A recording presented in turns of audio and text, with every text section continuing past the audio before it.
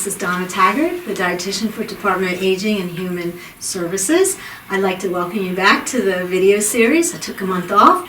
February now is American Heart Month, and it gives us a time to focus on our cardiovascular health. Unfortunately, the COVID-19 pandemic really erased about a decade of progress we had made in decreasing cardiovascular disease, partly because the virus itself is associated with some increasing cardiovascular things or putting people at risk for developing new cardiovascular, not everyone. But the main thing it did, it disrupted a lot of our daily habits. People weren't getting out exercising, they were staying inside, eating not so great. There was an uptick in alcohol consumption, smoking. All these things really have erased a lot of the progress we have made. So we got to get back on track. There's some genetic risks for heart disease, but a lot of it can be managed by stress management, getting good sleep, exercise, and of course what I'm going to talk to you about today, diet. So let's focus on what is a heart-healthy diet. I'm going to talk about some of the key nutrients that through research has been found to help with cardiovascular disease or decrease that risk. So one of the first ones is calcium. It's been shown to help lower blood pressure. It helps our heart beat correctly. And the bulk of calcium in our diet is found in dairy. It can be found in other things, but plant-based calcium tends to not be absorbed as well. And honestly, we need about 1,200 milligrams of calcium. It's a lot. An average glass of milk is about 300 milligrams. So unless you're getting a lot of dairy in your diet, you might want to consider a calcium supplement.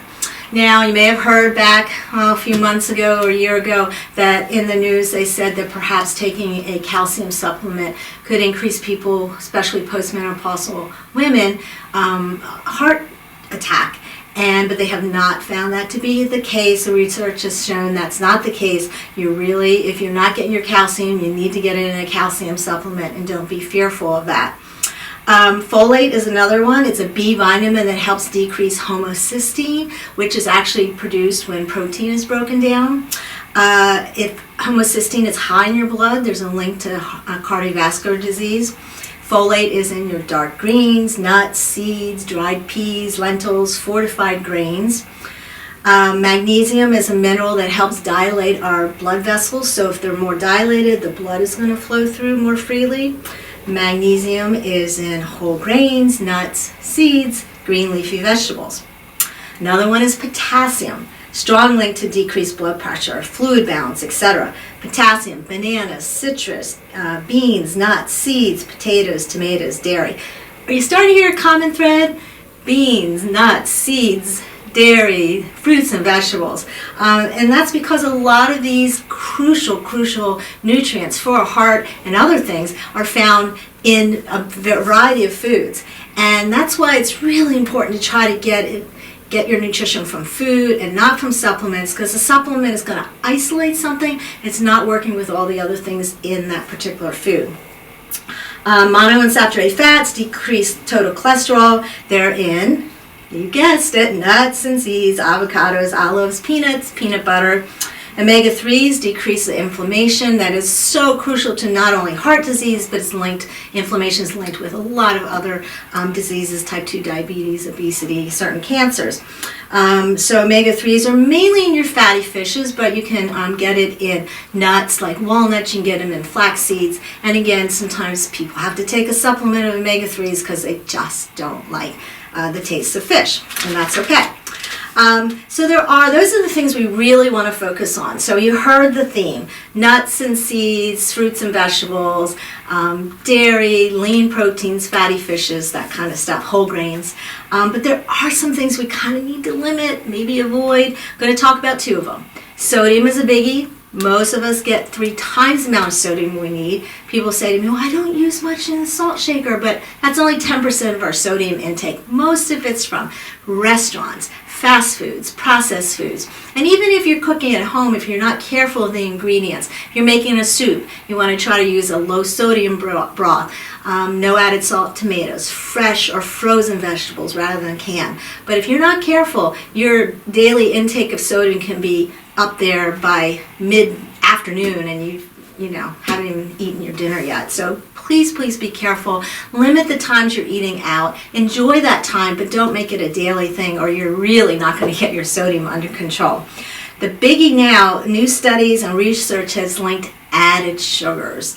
So much so that the American Heart Association says women should limit to 6 teaspoons of sugar, added sugar a day, and men is 9.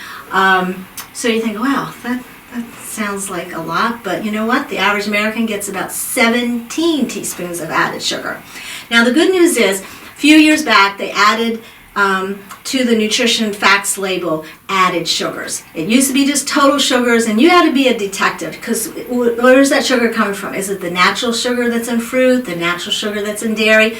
You had to look at the ingredients. You didn't know how much. So now they actually tell you, which is good, because the natural sugars are not the issue. It's the added sugars, the sugar that you're adding to things or the manufacturers are adding. And again, you'll be surprised how much is hidden. It's obvious: cakes, cookies, pies, ice cream. Oh yeah, that's added sugar. We all know that. But there's a lot of added sugar in things that we don't know. So read labels. Broad example here, just show you in the context of just having something healthy for breakfast, oatmeal. In fact, this oatmeal has heart healthy little sign at the bottom. I suspect that might be modified as more and more information comes out about added sugars, but it is heart healthy because of the oats and the beta-glucan in oats and the fiber. But here's the key. We look on the back, it says total sugars, 12 grams, includes 12 grams of added sugar. What does that mean? I told you teaspoons, so 4 grams of added sugar equals 1 teaspoon. So this would be 12 divided by 4 is 3. So 3 teaspoons of added sugar in a little pack of delicious oatmeal. And if you're a woman, you've used up half your allotment for the day already. So there's options. This is the same company. Sorry, this kind of ripped the box apart. This is, again, the same company, Heart Healthy again on the bottom. But now they've lowered the sugar. Added sugar is now either 4 grams or 2, depending on which flavor you pick.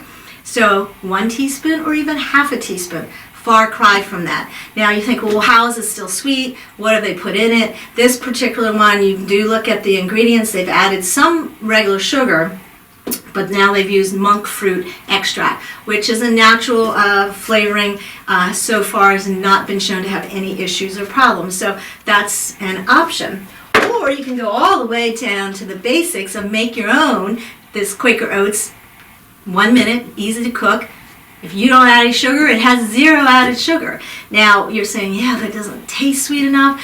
Add some cinnamon, add some fruit into it, frozen berries or fresh fruit, apples. They can add the natural sweetening that's coming from the fruit, and you're not adding any sugar. The positive of cooking your own too is that you can control the sodium.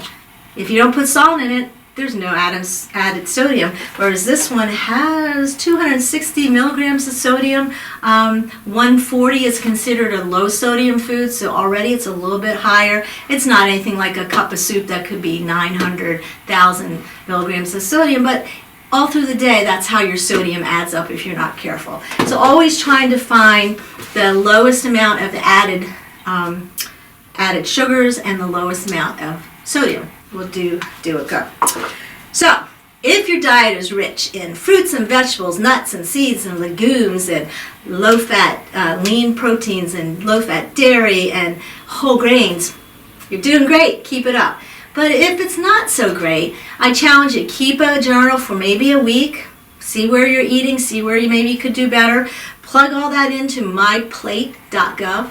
myplate.gov, a great place to go.